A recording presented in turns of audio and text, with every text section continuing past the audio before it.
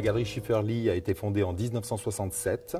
Elle est située dans le centre historique de la ville de Genève, au numéro 32 de la Grand-Rue.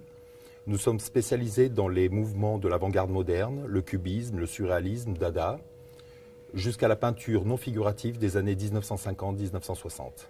En arrivant sur votre stand, j'ai tout de suite remarqué cette photographie qui a fait la couverture de la célèbre revue La Révolution surréaliste en octobre 1927. Cette photographie a donc une histoire particulière. Pouvez-vous nous en dire quelques mots ? Cette photographie a effectivement une histoire très particulière car on ne connaît ni le nom de son auteur ni le nom du modèle représenté sur la photo. Il s'agit néanmoins d'une photographie emblématique de cette époque car, comme vous l'avez dit, elle a été reproduite en couverture de la revue La Révolution surréaliste de 1927. Vous m'avez d'ailleurs montré le verso de cette photographie qui comporte des annotations très particulières, ce qui la rend encore plus précieuse. Est-ce qu'on en sait un peu plus sur ces annotations ? Effectivement, il y a des lettres, des chiffres et des annotations manuscrites au verso de cette photographie que personne n'a jamais réussi à déchiffrer. Par contre, ce que l'on sait, c'est qu'elle a appartenu à Paul Éluard. Sa provenance a été attestée par le grand spécialiste du surréalisme Claude Oterello, qui pense d'ailleurs et qui précise que les annotations au verso sont probablement de la main d'André Breton. Cette photographie est exposée en excellente compagnie, juste au-dessus d'un photomontage de Max Ernst. On voit au bas de la photographie une dédicace à Benjamin Perret. Y a-t-il un lien entre cette photographie et la première exposition de Max Ernst à Paris en 1921 ? Il y a effectivement un lien direct entre la photographie de ce photomontage et la toute première exposition de Max Ernst à Paris en 1921. Max Ernst n'ayant pas été autorisé à entrer en France, ce sont donc ses amis, les poètes français, qui se sont occupés de préparer cette exposition. Et pour les remercier, il a offert à chacun d'entre eux un exemplaire de ce photomontage.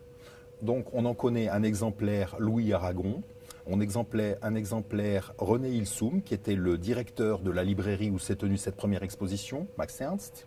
On en connaît un exemplaire à la famille Éluard, dédicacé à Gala, qui n'était pas encore Madame Salvador Dali, qui était encore Madame Éluard. Un exemplaire Philippe Soupeau et le présent exemplaire dédicacé à Benjamin Perret. J'ai vu aussi sur le cartel de cette œuvre qu'elle avait une excellente provenance. Vous pouvez nous en dire quelques mots ? Ce photomontage a effectivement une excellente provenance. Il a appartenu à Benjamin Perret, nous l'avons dit. Par la suite, Benjamin Perret, lorsqu'il est rentré d'Amérique du Sud, il a été accueilli par Jean-Louis Bédouin.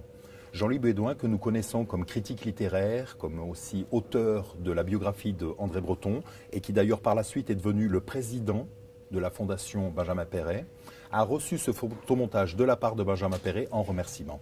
J'ai fait le tour de votre stand ici à la Brafa. On y voit des œuvres de Alexei von Jablonski, Paul Klee, Victor Brauner, Guillaume Apollinaire, dont vous présentez une magnifique aquarelle, mais vous faites la part belle à Hans Bellmer, avec 4 œuvres ici à la Brafa, dont ce célèbre autoportrait. Pouvez-vous nous en parler ?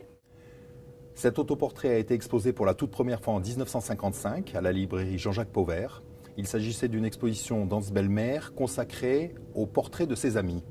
Il y avait donc les portraits de Paul Éluard, d'André Breton, du philosophe Gaston Bachelard, Michel Simon, Jean Cocteau, qui signe d'ailleurs le texte de l'opuscule qui présente cette exposition.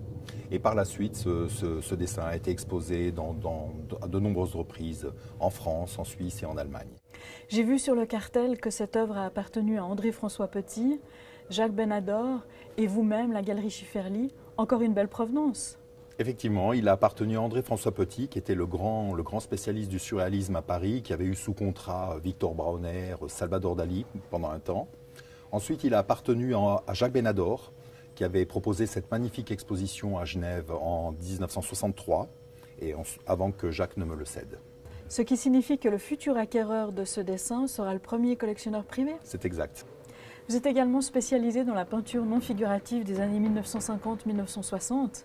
Il est intéressant de voir que vous présentez ici à la Brafa un ensemble d'œuvres d'un artiste qui a longtemps vécu à Genève, Bram van Velde, et vous exposez par exemple ce magnifique lavis d'encre de Chine qui a appartenu à la collection Pompidou, n'est-ce pas ?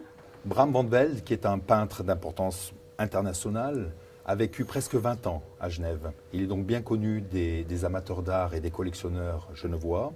Il est d'ailleurs bien représenté dans les institutions puisque le musée d'art et d'histoire conserve une magnifique collection d'œuvres de Bram. Ce lavis d'encre de Chine date de 1968. Il était prévu pour une exposition en 1969 à la galerie Jacques Benador à Genève. Mais Jacques Putman, qui était le marchand de Bram-van-Velde à Paris, et qui venait donc à Genève régulièrement pour rendre visite à Bram, est reparti un jour avec La vie d'encre de Chine pour le faire entrer, comme vous l'avez précisé, dans la collection du président Georges Pompidou.